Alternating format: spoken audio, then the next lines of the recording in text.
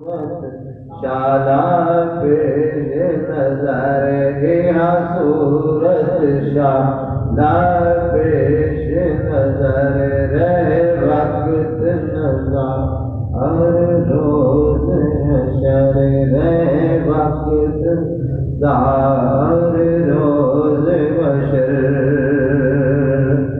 وچ قبر پہ کل دی ہوش گزر وچ قبر پہ کل دی ہوش گزر سب کھوٹی اتی سنتر کریا اللہم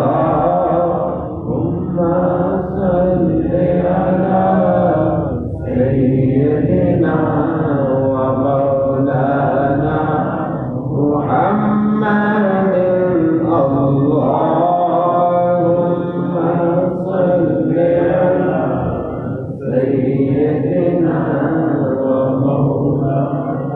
میرے بھائیوں، پیر مہر علی شاہ نے کیسے مشکل مقامات کو چنا ہے۔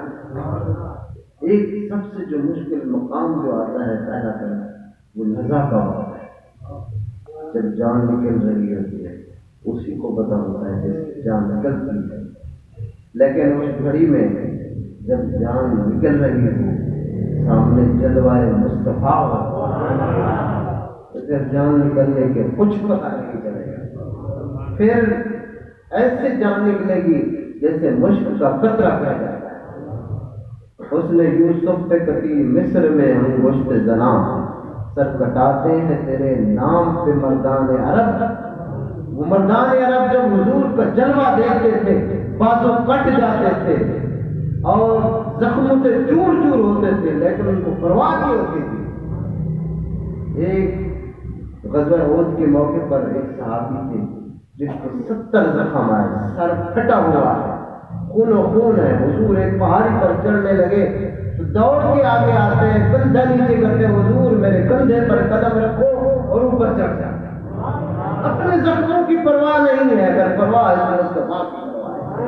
اللہ نے ان کی تعریف فرمائی ہے، النبی اولا بالمؤمنین من انفسہم۔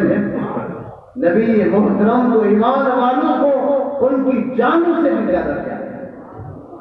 تو میرے بھائیوں، جب جلوہ مصطفیٰ سامنے ہو پھر کچھ تکلیف محسوس ہوئی، تو پھر جب جان نکل رہی ہو جلوہ مصطفیٰ ہو تو یاد رکھیں یہ بات، جو کثرت سے درود پڑھتا ہے، محبت سے کثرت سے درود پڑھنے والا ہے، وہ نزا کے وقت حضور کی مہربانی سے ضرور مستقبل۔ یہ کرم ہے میرے آقا، جو کثرت سے درود پڑھنے والے ہیں وہ حضور کا دیدار کر کے دنیا سے جاتے ہیں۔ ایک تو نزا کا وقت، دوسرا فرمایا قبر میں، جب قبر میں جائے گا تو کامیابی 2 سوال 3 سوال ہوں گے، من ربوں کا، مادینوں کا، ابھی کامیابی نہیں ہوئی۔ تیسرا سوال ہوگا ما کنت تقول فی ھذا الرجل، اس مرد کے بارے میں دنیا میں تو کیا کہتا رہا ہے؟ کان المؤمن یقول هو رسول اللہ صلی اللہ علیہ وسلم، اگر مومن ہوگا تو وہ کہے گا یہ تو ہمارے پیارے رسول صلی اللہ علیہ وسلم جن کا میں کلمہ پڑھا کرتا تھا۔